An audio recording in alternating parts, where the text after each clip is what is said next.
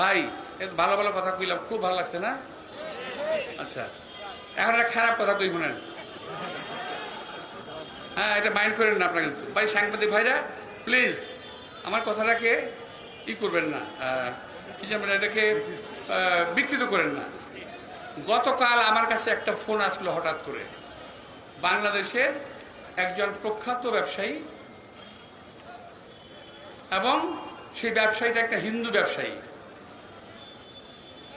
হঠাৎ করে আমার কাছে ফোন করছে, ফোন করে বলল যে ভাই আমার কাছে 10-12টা ছেলে আসছে, চাঁদা যাচ্ছে আমার কাছে।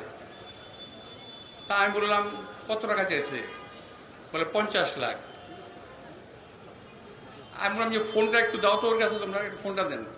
ফোনটা যখন দিল, যাকে ফোনটা দিল সে আমাকে একটা ধমক দিল, এই মেয়ে আপনাকে, আমাদের ধমক দিল, বুঝেন অবস্থাটা, এই মেয়ে আপনাকে। আমি বললাম যে আরে ভাই আমার কথাটা শুনো, তুমি নাম কি, তোমার পরিচয় কি? সে নাম বলে না, পরিচয় বলে না। আমি খুব আশ্চর্য হয়ে গেলাম। তখন আমার ওই যে মানে ব্যবসায়ীটা বলে দিল এটা কিন্তু মির্জা আব্বাস সাহেব। যেই বলছি মির্জা আব্বাস সাহেব, ফোনটা কেটে দিল। ফোন কেটে দিয়ে ওদেরকে জিম্মি করলো। করার পরে আমি বাধ্য হয়ে তখন আমি আমার ছাত্র দলের কিছু ভাই ছিল আমাদের, ওদেরকে আমি খবর দিলাম যে ওই ব্যবসায়ী প্রতিষ্ঠানে যাও, কারা আছে একটু দেখো। গিয়ে দেখে যে ওরা 1 ঘন্টা সময় দিয়ে চলে গেছে, 1 ঘন্টা পরে আসবে।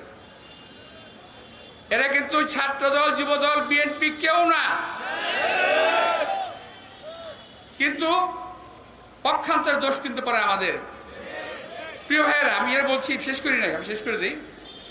এরপর 1 ঘন্টা পরে তারা আবার আসছে, আমাকে তারা আবার ফোন করলো।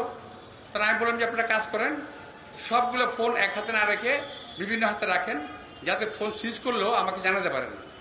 আমাকে জানানোর আমি বললাম যে আপনারা কাজ করেন, এখন নিচে বেরিয়ে যান, কোলাপসিবল গেটটা বন্ধ করে দেন, একদম বন্ধ করে দেন, কেউ যেন বেরোতে না পারে।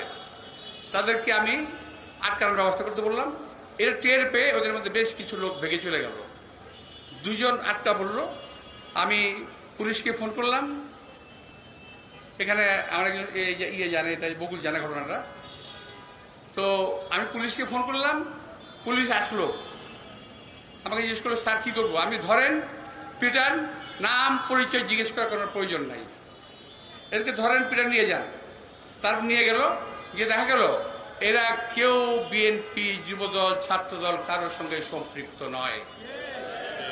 এখন ওই ছেলে দুটা জেলে আছে, পুলিশ কাস্টডিতে আছে, এটা আপনারা খোঁজ নিয়ে দেখতে পারেন। এই কারণে বলছি প্রিয় ভাইয়েরা, তোমরা যদি নিজের মান, ইজ্জত, সম্মান বাঁচাতে চাও, তাহলে এই বহিরাগত যে বদমাইশগুলো আছে এদেরকে রাস্তাঘাটে, যেখানে তোমরা এদেরকে চিনবা, জানবা, দেখবা, এদেরকে প্রোটেক্ট করো, এদেরকে ঠেকাও। এদেরকে এই সমস্ত ছিনতাই, চুরি, সমস্ত বদনাম আজকাল অনেক জায়গায় দেখি বিএনপির নামে আসতেছে, যে বিএনপি খাইতেছে। কোথায়? বিএনপি তো কাউকে টাচ করেনি, আমরা তো পাহারা দিছি ভাই।